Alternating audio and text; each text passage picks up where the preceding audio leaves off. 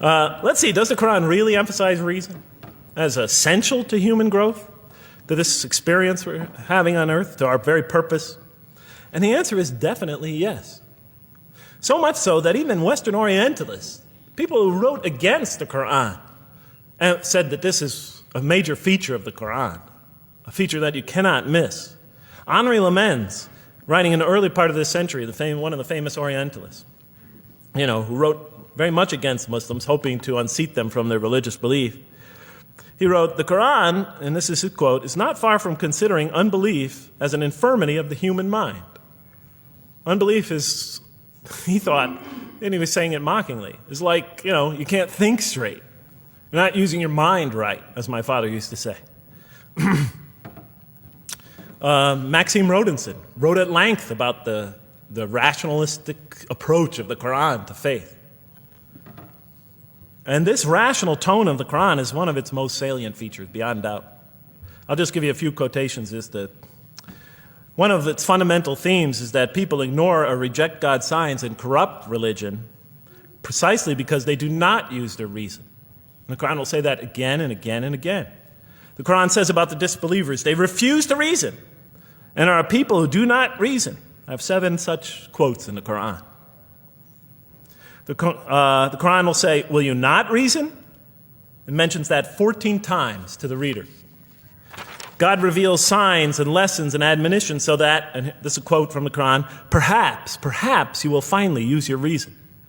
There are 8 such statements in the Quran. From the Quran's viewpoint, reason and faith are allies, just as illogic and false belief are allies. And it clearly sets the conflict along these lines. It says the right way has henceforth become clear from error. Those who benefit most from the Quran are persons of insight. 16 such statements in the Quran.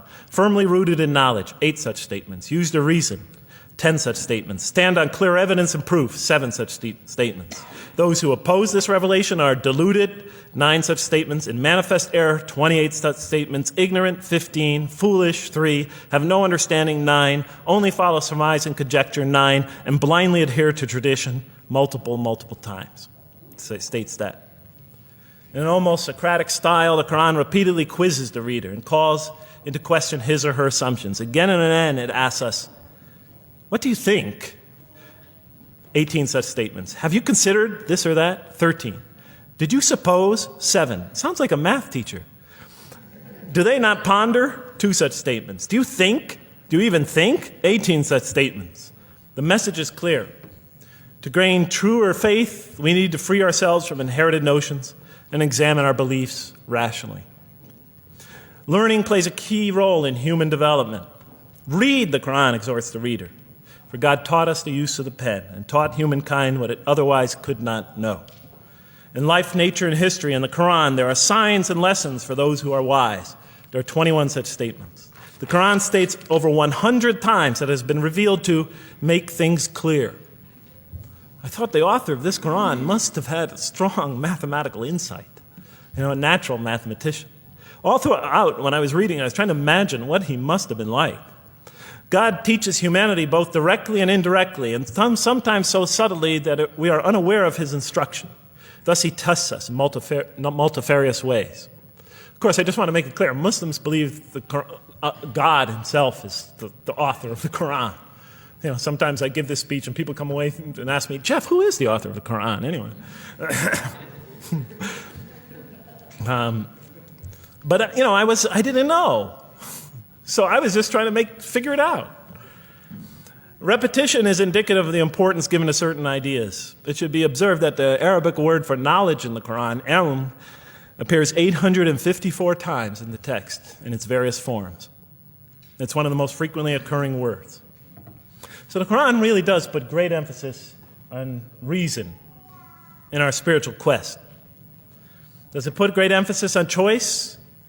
Well, here's what it has to say. Let there be no compulsion in religion.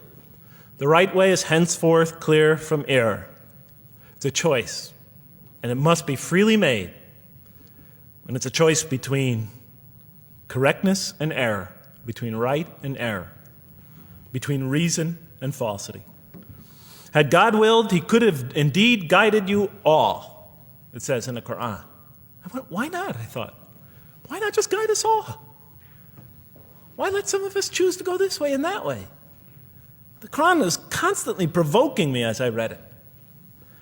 Do not the unbelievers know that had God willed, he could have guided all mankind? Oh, do not the believers know that had God willed, he could have guided all mankind? Okay, I'm an unbeliever, I thought. Tell me, why didn't you guide all mankind? If you want us to be in conformity of your will, just make us that way. And if we had so willed, we could have given every soul its guidance. Why did you let us be creatures of choice? Just program us to do the right thing. Never make a wrong choice. Had God willed, he could have made us all one community. He could have made us clones of one another. But he didn't. It wasn't part of his plan. Enlightenment has come from your Lord. He who sees does so to his own good. He who is blind is so to his own hurt. It's your choice. It says it again and again in the Quran. Remember when I was reading this, I was a disbeliever. And this scripture is constantly reminding me, it's your choice, Jeff. It's no compulsion in this. It's your choice. It's up to you. You're probably not reasoning correctly here. Think a little harder. Come on, try. It's just a few more steps. And whoever is guided is only to his own gain, and whoever is stray, I am only a warner. It's your choice. We have revealed to you the book with the truth for mankind. He who lets himself be guided does so as for his own good. He who goes astray, it's to his own hurt. It's his choice.